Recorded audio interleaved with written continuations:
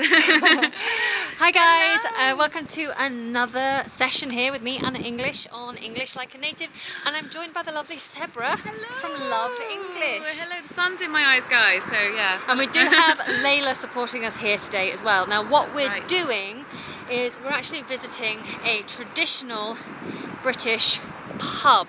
Yay! Yay! Now pub is short for public house. We're going to go in here and we're going to get ourselves a drink. Yeah, the round's on me, it's on me. What are you going to have? I think I'm going to have a cider. Yeah. A cider? So not quite as strong as a beer, but, well, it can be as strong as a beer actually. Can be. But maybe a little bit What percentage is your... So I've got Aspels on tap, which I think is about the 5%. Right. Hello. Hi Anna, hi Sabra. It looks like you're having a great time in the pub. I'm just a little bit jealous, and for the sake of authenticity, I've poured myself a nice glass of gin and tonic. I've even got a slice and ice. Let's go through some of those expressions and key terms to help you guys understand what they are talking about. Now, to buy a round, or to say this round's on me, means that you are paying for everybody's drinks. Now, this could get a little bit expensive if you're in a big group. I prefer to buy small rounds. However, you don't have to do this in British culture. You can say, actually, I'm going to buy my own, thank you. So when we're measuring the strength of alcohol, how alcoholic it is, we measure it by percentage. However, we should also note that when we talk about driving, we actually talk about units of alcohol. So you have to be careful. You're only allowed 3 units when you are driving, otherwise you're over the limit. That means that you've drunk too much and you are not allowed to drive in the UK. We are very strict here. So a pint of beer is just over 2 units of alcohol. That means that usually you can have a pint or a pint and a half. That will take you to your limit, 3 units. So this man is the bartender, so he works behind the bar. What sort of stuff do you need to know? do you have a landlord or landlady here? Not here. Because we are a managed house. So we have managers rather than a landlord. In this place you serve food, right? So you have, do in food. a lot of pubs, you'll have like pub food, pub grub. Yeah, we call it pub grub. Yeah, I love a bit of pub grub. A bit like chips or burgers. And this place is pretty special because they have... slightly more than You have more pub of a grub. restaurant, a bistro-y. We are a pub/restaurant. It's amazing food. This is what's on tap. So I have my on taps here. I have lagers, I have a cider, I have Guinness, which is a stout. Then we have these, which are called real ales. Fabulous, so lots to choose from, but you're going to go for cider. I think I am. What bottles? Bottles ciders I do you have Oh, various you have a flavoured Cordelig. ones. I've got the pear, I've got strawberry and lime, passion fruit, wild berries. I've got hazy hog somewhere, So which much is to a choose sort of from. medium Actually, dry. I'm just thinking I better not have a cider because I just had a cream tea, so I'm sugared out. I think I might I just won't have judge a bottle of Peroni, please. Yeah, I'm more of a bottled beer girl. So normally if you order a beer in the pub, then you'll be asked whether you want a pint or a half pint. That's right. Will be the typical way to go. I don't drink beer. If I do, I have to have it with lemonade. I'm a bit of a shandy girl. Wow, you are such a lightweight. I'm terrible. Now, talking about pints, that is exactly how we measure beer. You would never go to a pub and ask for a glass of beer. You would ask for a pint or a bottle. So basically, if you're having a pint of beer, you would ask what beer they have on tap. So a tap usually refers to where the water comes out of, but in this case, we are talking about where all the beer comes out of, behind the bar. Now, behind the bar, you would have a bartender or a barman. We don't really say barwoman. Sounds a bit strange. You'd call her a bartender. That's the neutral form, both male or female. Well, in fact, the pronunciation, barman, barman. You've got a schwa at the end, so it's not barman, it's barman, barman. Now, Anna and Sabra also mentioned landlord and landlady. Now, these are not necessarily the owners of the pub, but they are the proprietor. That means that they run and manage the pub, and the license to serve alcohol is in their name. So often you would see the landlord or the landlady's name above the door in the pub that you are going in. Don't get confused with landlord and landlady when it comes to renting a property. So that is where somebody owns the house and you pay money, usually monthly, to live in that property which they own. Okay, well, so because I am pregnant, I am going to steer clear of the alcohol today. So Drinking responsibly. Drinking responsibly. So I think actually I'm just going to go for my classic at the moment, which is my usual. Yeah, I have my usual. Yeah. She's done this twice today. I'm in a very clumsy mood. I'll just have my usual, is what you say. You go to a pub, if they know you, say, I'll have my usual. My usual is lime and soda, please. Big, small? Small. Yes, please. So yes, if you're normally if you're having something with soda, they might ask you if you want ice or lemon. If you're having a whiskey, they might ask if you want it on the rocks. Yeah, so straight. While Deborah's paying for this round, I'm going to hand over to you, Layla, to recap some of that vocabulary. Now, I mentioned before that with a gin and tonic, you can have a slice and ice. So basically a slice is a wedge of lemon or lime. It just brings out the flavour of the gin. Ice, of course, is ice. But did you also know that you could have whiskey on the rocks? You might hear this in some films. This means that whiskey mixed with nothing but on the rocks, meaning on top of some ice. You put ice in the glass. In my gin and tonic is tonic. Now, tonic is a really nice mixer. So a mixer is something like tonic water or Coca-Cola or orange juice that you mix with alcohol to either bring out the taste, so make the taste more, or to basically weaken the alcohol. If you drink vodka straight, meaning without a mixer, you're drinking only vodka. Now, who would do that? Cheers. Cheers, yeah. Thank you for joining me. Oh, no, I'm very happy to join you, absolutely. Bottoms up. Well, I'm going to sip this very carefully because I've already had a Prosecco and I don't want to get tipsy. Yes. I don't want to make a bad impression on Anna. No. See, now in the north, we would say, and this is definitely slang, we would say tiddly. Get a bit tiddly. I say tiddly as well because I'm also from the north, even though I'm kind of betraying my northern roots. But we say tipsy. Yeah. Yeah. Yeah. And if you are very, very drunk, you could say sloshed. Yeah. Hammered. Yeah, hammered is a good one. There are then some words that aren't so family friendly, so we won't say them because we don't want YouTube to ban our videos.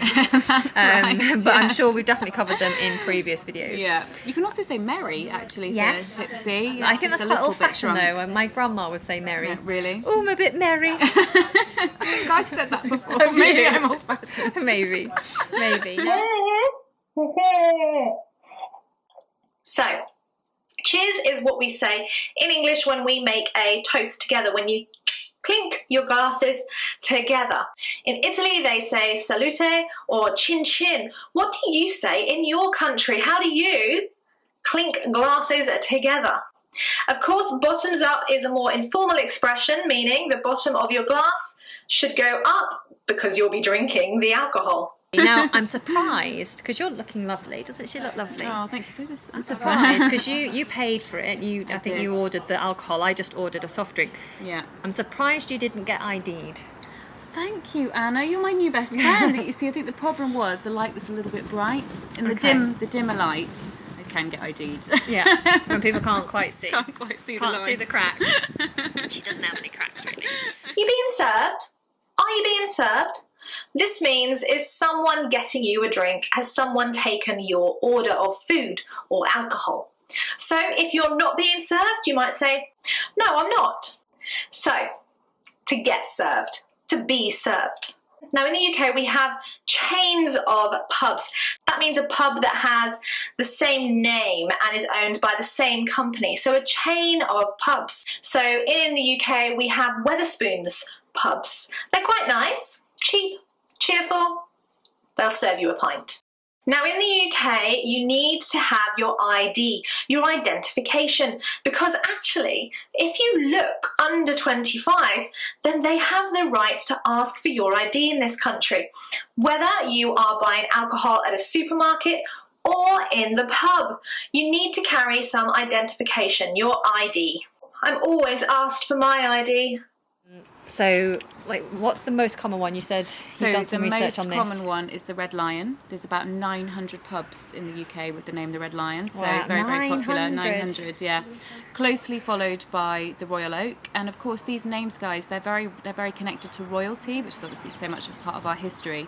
So the Red Lion, obviously the lion is one of the symbols of the Empire of Britain, and then the Royal Oak, obviously royal. I'm not quite sure where the oak is a kind of tree.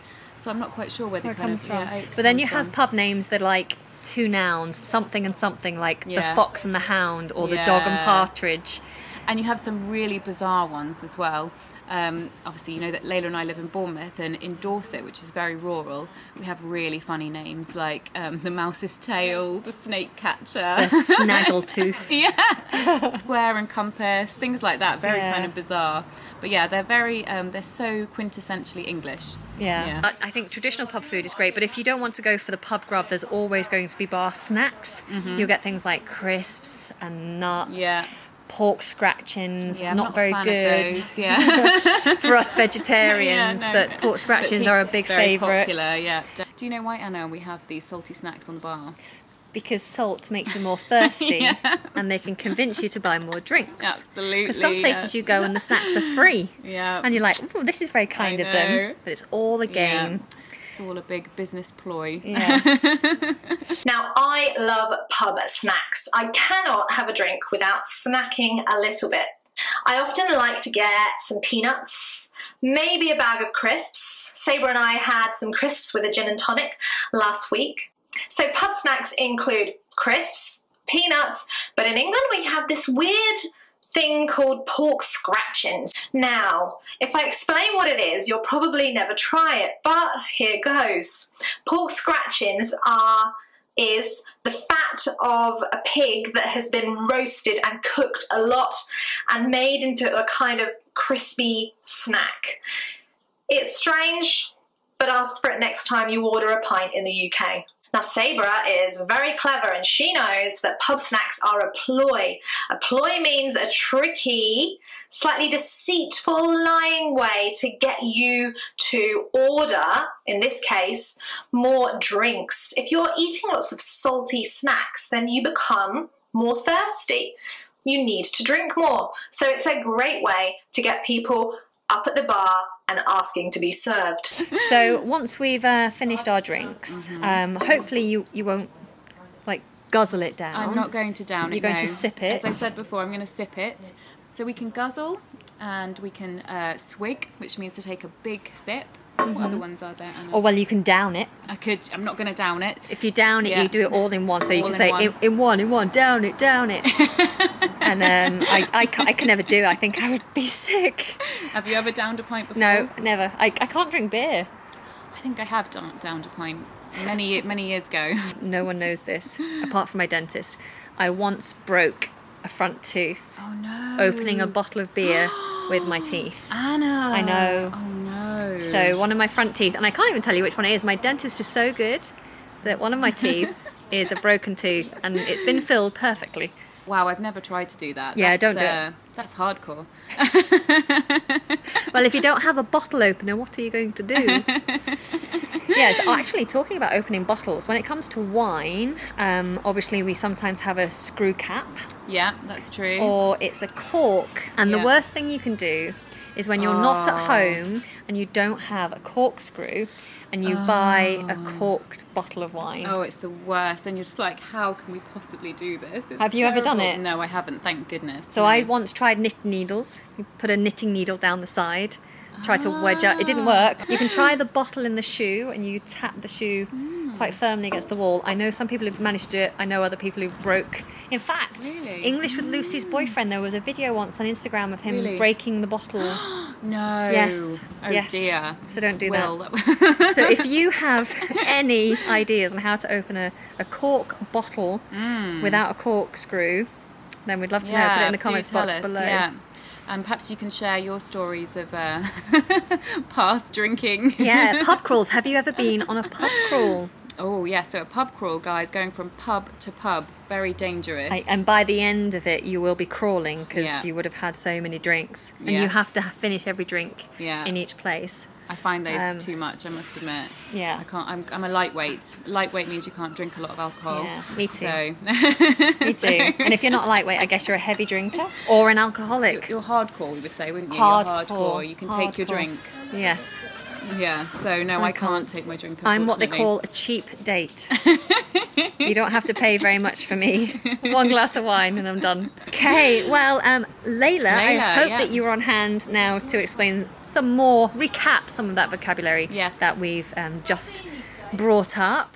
Now, there's lots of lovely verbs that we can use to talk about drinking. First of all, you should sip your wine, not guzzle. You're drinking a lot of liquid very fast, and you'll probably get rather tiddly. Now, to take a swig is one big glug or swig of liquid. So it's just one, but a big amount. So not a small amount like a sip. Now, if you are ordering a bottle of wine, you'll need to have a bottle opener because inside every red bottle or white bottle of wine, you have a cork. So a corkscrew or a bottle opener will help remove the cork. Now, these days, there are many bottles of wine that are actually screw top. That means they simply unscrew. So you twist, you move the top like this, and you can open the bottle. Now, Italians won't like that. I certainly don't. Now, in the UK, we do like our drink, and you can also go on a pub crawl. To crawl actually means the way a baby moves before they can walk. So on their hands and little chubby legs. Now, unfortunately, pub crawls often end like this, but it basically means that you go round to lots of different pubs in your area and have a drink at every one of them. Finally, if you hear a bell in a pub and they shout last orders, it means that that's your last opportunity to order a drink before the bar closes. In the UK, there are specific times that pubs are allowed to serve alcohol. In fact, nightclubs as well. So last orders is your last opportunity to buy a drink. After that, there's a lock-in. In this case, a lock-in means that the pub is closed so that no more people try and come in and get served. So, hope that was helpful. Well, our glasses are empty, and that means that we've come to the end of today's lesson. Thank you very much, Layla, for explaining all of that vocabulary for us, and Good thank job, you, Layla. Sabra, Thanks for having me. downing a few drinks with me. Thank you so much for having me, Anna. Thank It's you been very great. much. Now, don't forget that we have just done a lesson all about the British afternoon tea tradition. So if you want to see us stuffing our faces, then do go and check that out. The link will be on the end of this video and down in the description box below. That's right. And that'll be on your channel. Yeah, absolutely, which guys. is a lovely So channel. Don't miss that. Go Yes, and check it afternoon out. tea. Yeah, And if come you to did our enjoy channel. this, please give it a thumb up. Yeah. And if you're not subscribed, then you know what to do. Until next time, should we get another cheek around it? Yeah, let's get around in. See you later. Bye-bye. Thanks for watching. Cheers.